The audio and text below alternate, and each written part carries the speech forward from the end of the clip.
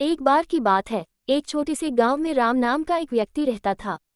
राम बहुत ही दयालु और सहृदय था, लेकिन एक कमी थी, वह दूसरों के व्यवहार से बहुत जल्दी प्रभावित हो जाता था। यदि कोई उसे बुरा कहता तो वह हफ्तों तक उदास रहता, और अगर कोई तारीफ कर देता तो खुशी से फूला न समाता।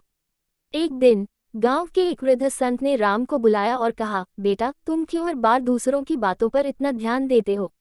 उनकी बातों का असर तुम्हारे मन पर क्यों होने देते हो? राम ने कहा, बाबा, मैं क्या करूं? जब कोई मेरी आलोचना करता है तो मैं खुद को कमजोर महसूस करता हूं, और जब कोई मुझे अच्छा कहता है तो लगता है मैं सबसे बेहतर हूं। संत मुस्कुराए और राम से कहा, कल सुबह मेरे पास आना, मैं तुम्हें एक कहानी सुनाऊंगा। अगली सुबह राम संत के पास पहुंचा। संत ने उसे एक पत्थर दिया और कहा, इसे बाजार ले जाओ और इसकी कीमत पूछो, लेकिन इसे बेचना मत। राम बाजार गया और पत्थर की कीमत पूछने लगा। एक सब्जी वाला बोला, मैं इसे 10 रुपये में खरीद लूंगा। एक दुकानदार ने कहा, मैं इसे 50 रुपये में ले लूंगा। लेकिन जब राम एक जौहरी के पास गया तो जौहरी ने कहा, यह एक अनमोल रत्न है, मैं इसे लाखों में खरीद सकता हूँ।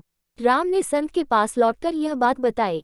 संत ने मुस्कुराते हुए कहा, देखा बेटा, जैसे इस पत्थर की असली कीमत केवल जौहरी ही पहचान सकता है, वैसे ही तुम्हारी असली कद्र भी वही करेगा जो तुम्हारी सच्ची पहचान को समझता है।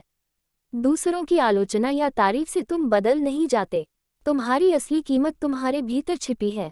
इसलिए दूसरों की बातों से दुखी होना छोड़ दो, अपनी सच्ची पहचान को जानो और खुश रहो।